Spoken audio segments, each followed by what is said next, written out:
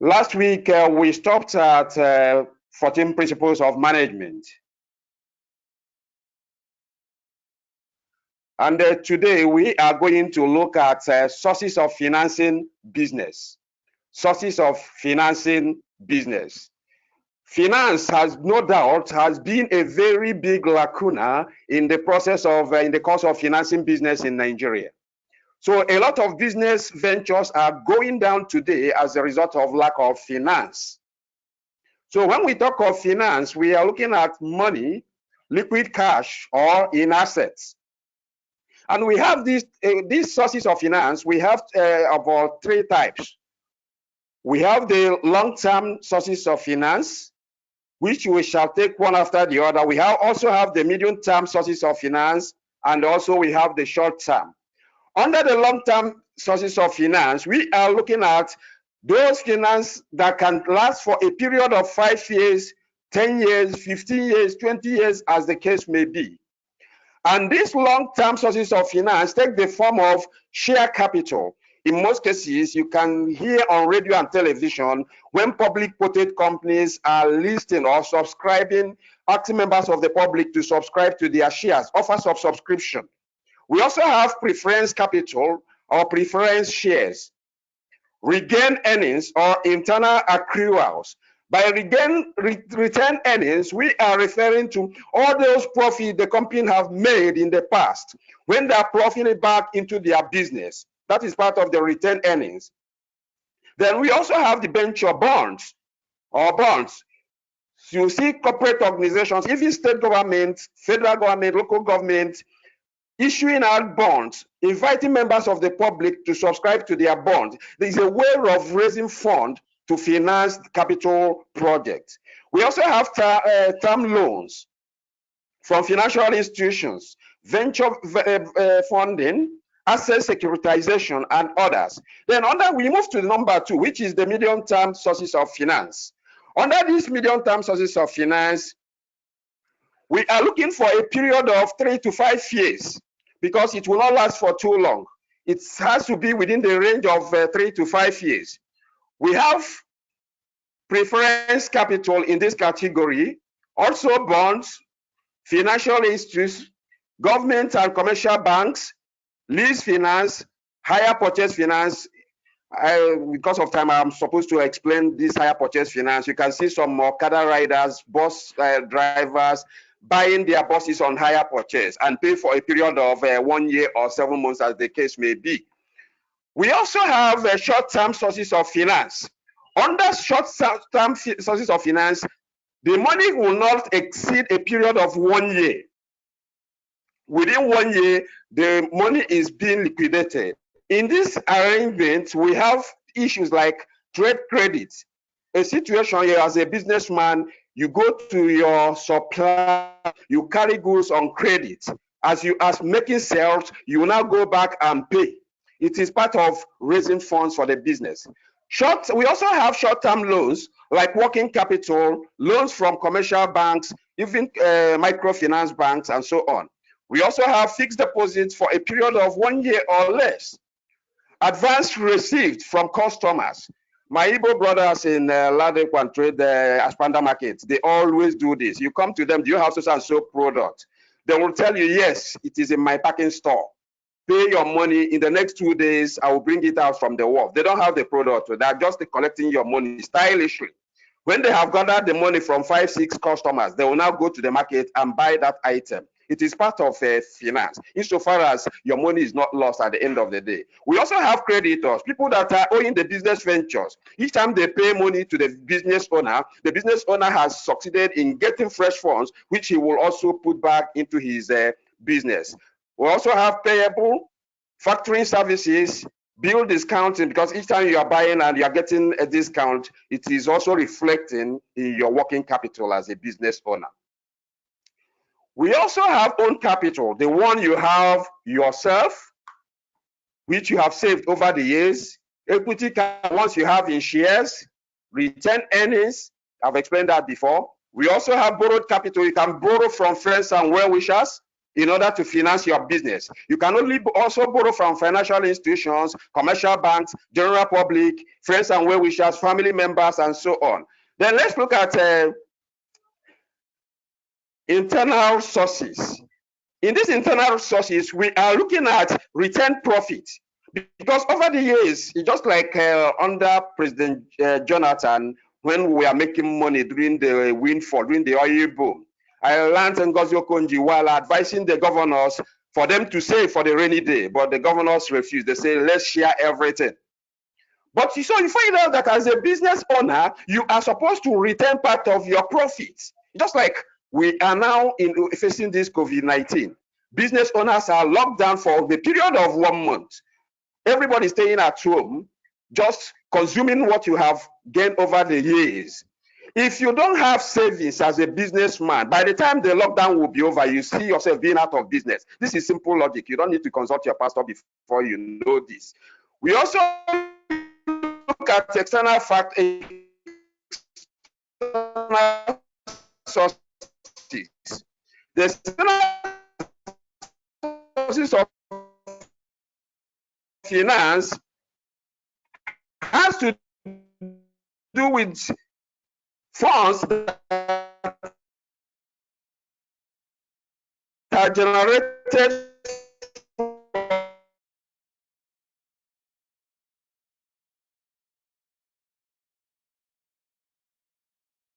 outside the business, apart from the external, they were generated from the.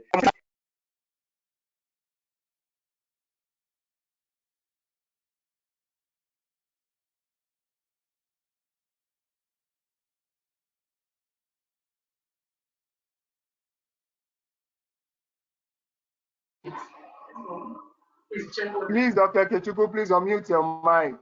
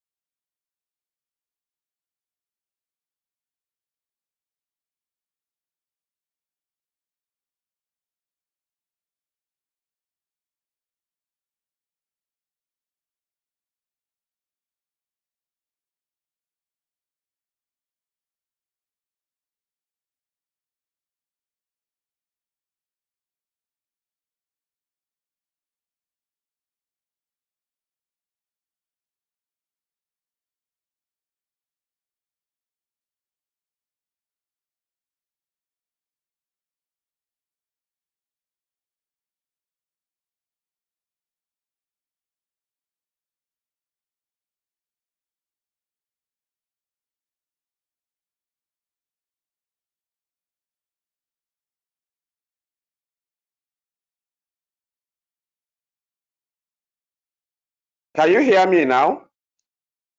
Okay, okay.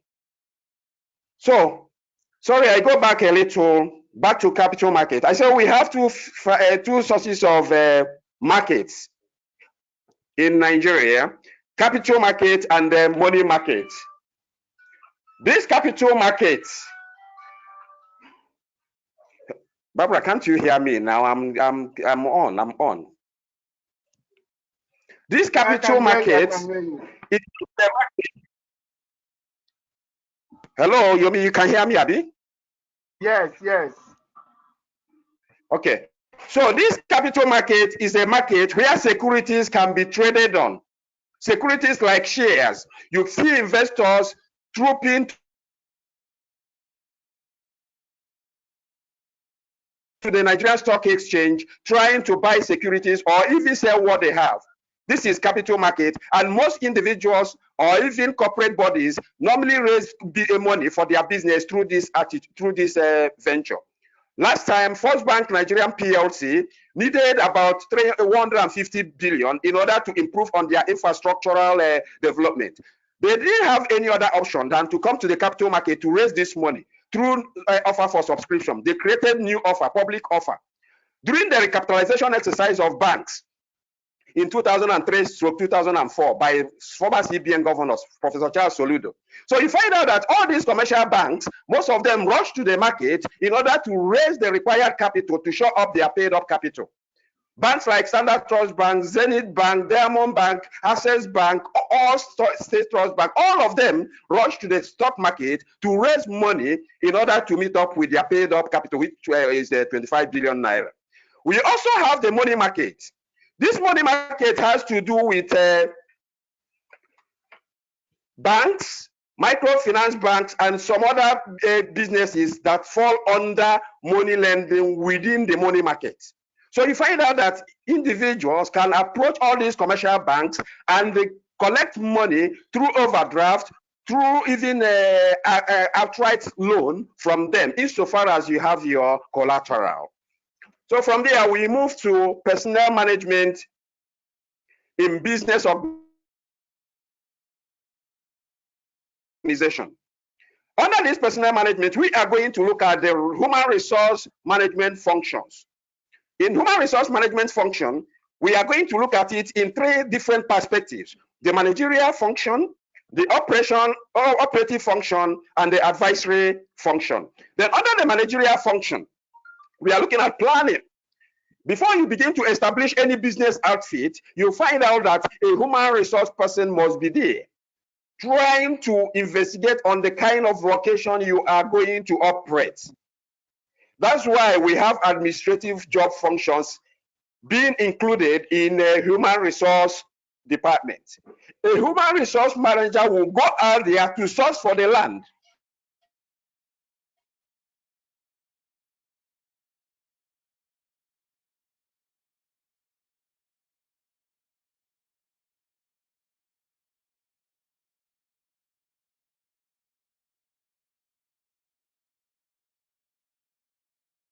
Accommodation meant for the business. After securing all this, the next thing, by so doing, they are grouping it into different sub-units, personnel activities, logically into functions or positions. They begin to ascribe positions according to their need and according to what they want. This person will head human resource, this other person will head accounts department, internal control unit, and so on and so forth. That is ascribing job function, portfolios, as the case may be. So we also look at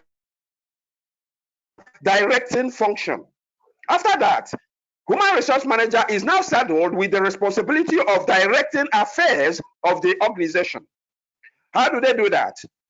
They begin to look inwards and begin to check on what they have done in the past, whether they are falling within the required or stipulated time frame. They also move into controlling. At this level, you find out that they have succeeded in putting structures on ground.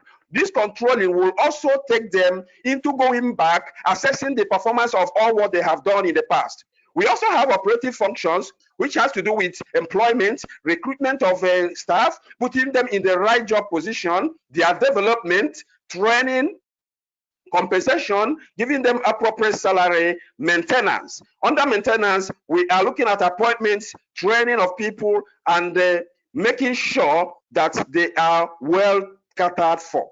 That is, invariably, we are looking at their welfare. We also have motivation, promotion. That is, under motivation, we are looking at promotion, productivity bonus, and so on. Personnel records is another function. The human resource department always keep personnel record, offer letter, sick leave, all what you have gathered within the period. Any record, any information pertaining to individual employee is kept by human resource person in this personnel record. We also have industrial relations. Under industrial relations, you are a problem solver as a human resource manager. You solve problems that will emanate between employee and management. You strive to find an amicable way of resolving such a problem. We also look at separation. One that is employed today will go on retirement. You will leave the job one day, either by retirement or by resignation. So when staff are going on retirement, it is not the desire of a human resource person to hear bad news that that employee has lost his or her life after retirement. They put retirement benefits on ground and make sure that particular employee is living a healthy life after retirement. We also have advisory function. They advise top management staff, telling shareholders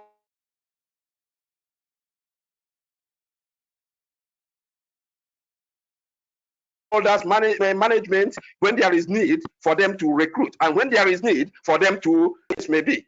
Advice to departmental heads. They also advise departmental heads concerning the operation in their own unit, what to do, when to recruit, when not to recruit, and so on. Manpower planning.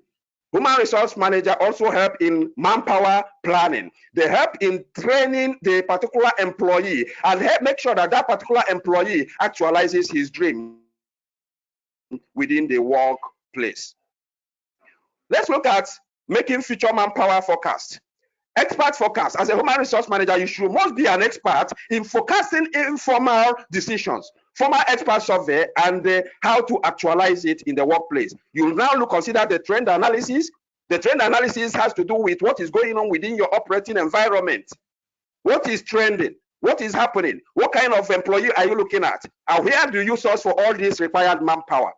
Workload analysis, workforce analysis, and other methods. So we look at developing employment program. After hiring, you begin to think of how to develop employment program and how to design it in order to have a perfect employee that will suit into any position you put him or her. So let's look at the importance of this manpower planning. It helps to key in the managerial function. It is the key to managerial function of planning, organizing, directing, and control. It helps them to actualize their dream in as far as organizational efficiency and productivity is concerned. We also look at efficient utilization. Under efficient utilization, you make sure that every employee is performing optimally to the job given to he or her. You make sure that as a human resource person, all the necessary infrastructures, all the necessary material resources needed for that particular employee to work with is available in order to make sure that productivity is also enhanced. You also look at motivation. Under this importance of manpower planning, to what extent will this employee be motivated? If you don't motivate an employee, definitely you don't expect the best from that particular employee. An employee is supposed to be motivated in order to get the best from him. Better human relations, Human relations, having very cordial working relationship with his colleagues, clear communication, and the communication must be very, very effective. Supervision and leadership is a key under this platform. We also have higher productivity. When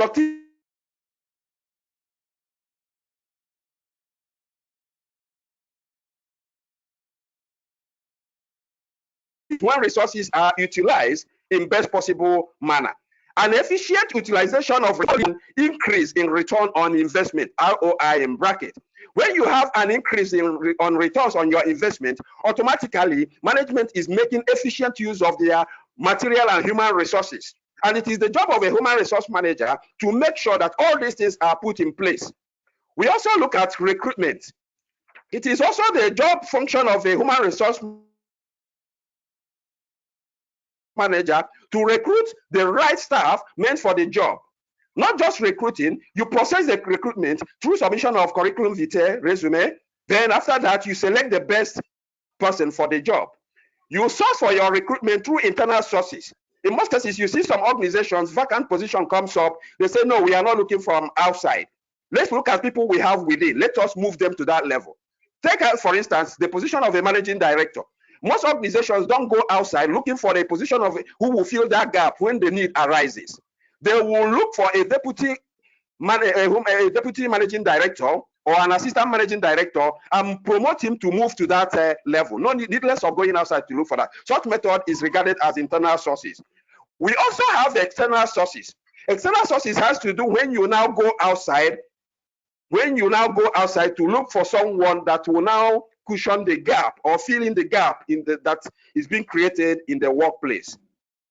Let's look at methods of the recruitment. We have direct recruitment.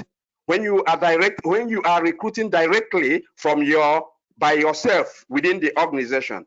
We have indirect, people that are working with you over the years, but they are not your direct staff.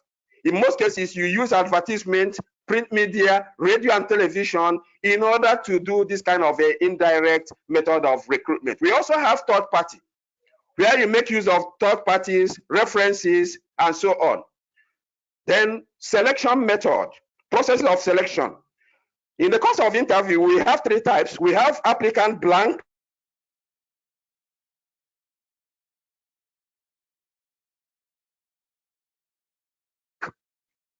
under applicant blank, we are looking at people submit, candidates submit.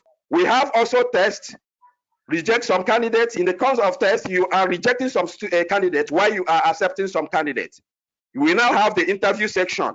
Under the interview section, you reject some candidates and at the same time also accept some candidates.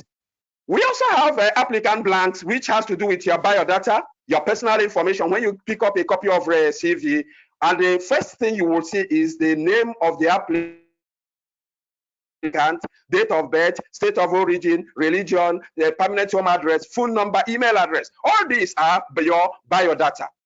Now, in the course of trying to recruit the best person, we have different kinds of tests that you can use to take the right star for the job. We have intelligent test. Under the intelligent test, you are trying to know whether the particular employee, whether the prospective employee is someone that is intelligent, someone that has what it takes to work with the organization, whether he is someone that has the qualities of understanding. We also have aptitude tests. This aptitude test has to be a written form of test, which has to be scored. And at the end of the day, you bring out your cutoff mark. Those that meet up the cutoff mark will proceed to the next level of the interview. We also have achievement test. Achievement test is an interview that is being conducted. It could be written, it could be oral. The essence of this achievement test is to find out whether the prospective employee is a go-getter or not. This particular kind of employee, is it someone who is capable of meeting the needs of the organization? Is it someone who is capable of taking the organization to the required level? We also have PEEP test. PEEP test measures your personality. That's why you see some organizations, when they want to start up, they bring in some names as director, names of people that are highly respected in the society as their directors. In most cases, all these people have no cover in that business, but rather they are using their personality in order to grow the business. Somebody like Saimeka Anyoko is a very good personality you can talk of, you can associate with, people who will listen. We also have interest test. By this interest test, you are using it to know whether the prospective employee has interest in the job, so that you can now know how to channel your resources in the course of training and developing this particular employee. We also have projective test. Projective test interprets problems. Are you the kind of employee that can also work in order to solve problems? We also have other kinds of tests. Then we move to interview. Interview, we have structured interview. We have semi-structured interview. We have unstructured. Unstructured is when you don't have any pattern. You begin to ask questions as the candidate comes in. Under semi-structured, you have a pattern, and in most cases, you go outside your pattern and begin to ask questions. We also have structured pattern. Structured pattern, you have written out all the questions you want to ask the prospective candidate in a paper. That's why some people, when they go for interview, they won't like to be the first person. They want the first and second person to go, so that they will ask the person the kind of questions that they are being asked in the panel.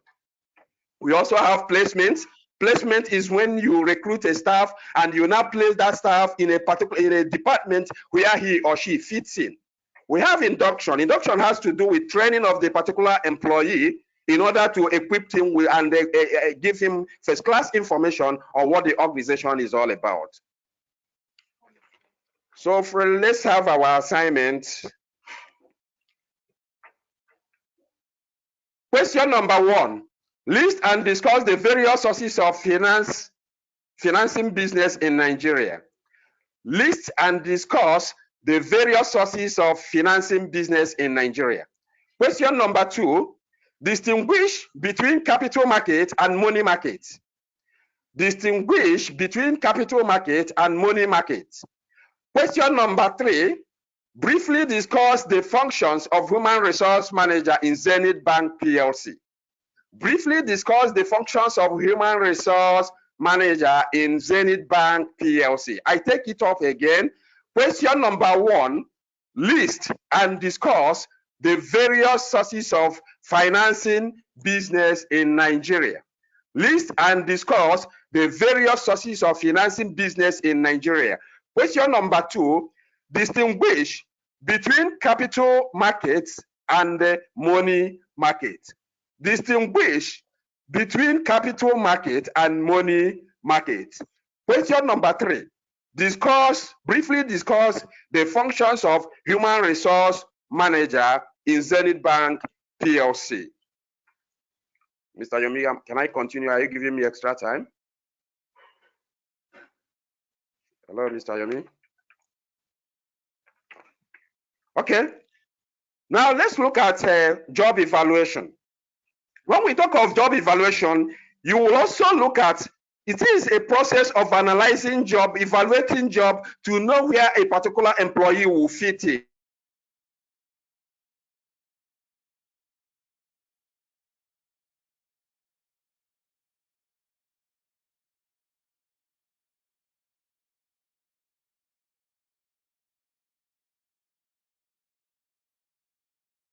Recruiting and selecting the right person for the job. It also helps in training and developing the particular staff.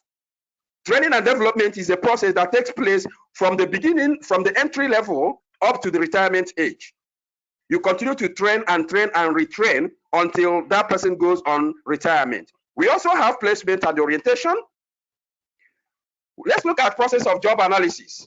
The process is take the form of organizational job analysis, selecting representative jobs for analysis, collection of data for job analysis, because as a human resource manager, you must go out. You don't need to sit down at the comfort of your office and begin to think that data will run and meet you there. You have to go out to the field and look for data and source for data. After getting the data, you now prepare those data in a descriptive format. When you prepare it in a descriptive format, you analyze it again so that management will interpret it and understand what you meant by each step. Now, preparing for job specification. After analyzing it, you use it for the preparation of the job specification. Thank you so much. Have a very lovely day.